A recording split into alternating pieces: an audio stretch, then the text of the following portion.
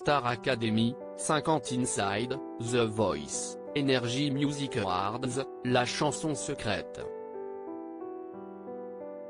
Au cours des 20 dernières années, Nikos Aliagas a animé de nombreux programmes phares de TF1.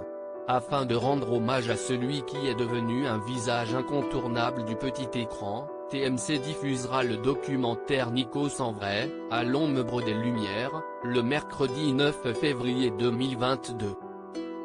L'occasion pour l'animateur de se confier sur son histoire, dont l'arrivée de ses parents immigrés grecs en France, son enfance, sa carrière à la télévision, ses succès, ses doutes, mais aussi sa passion pour la photographie.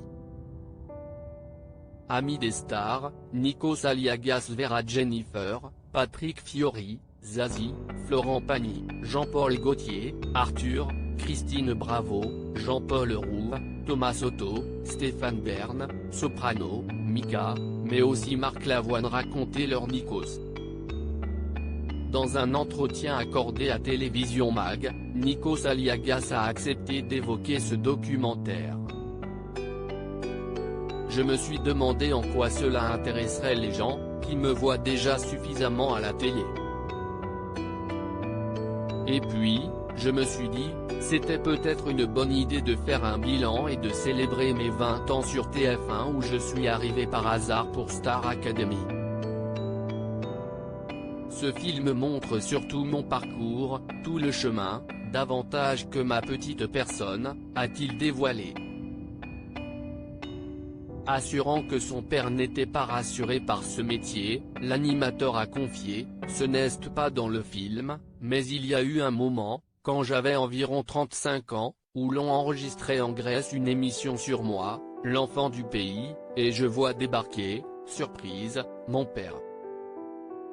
Sans me regarder dans les yeux, par pudeur, il dit à la présentatrice, je suis venu lui dire que je l'aimais parce qu'il pense que je ne l'aimais pas. Je me suis retenu de pleurer. Nikos Aliagas, je ne me projette pas dans 10 ou 15 ans en toute transparence, l'animateur a expliqué qu'il ne se projetait pas sur le long terme.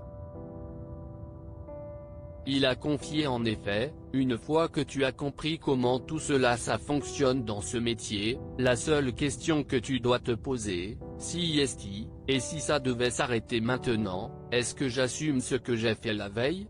Si tout.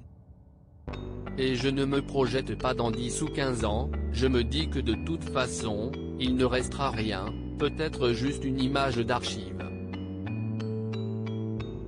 Tout ce que j'ai admiré dans les années 70, des stars comme Jacques Martin ou Thierry Leluron, plus personne n'en parle.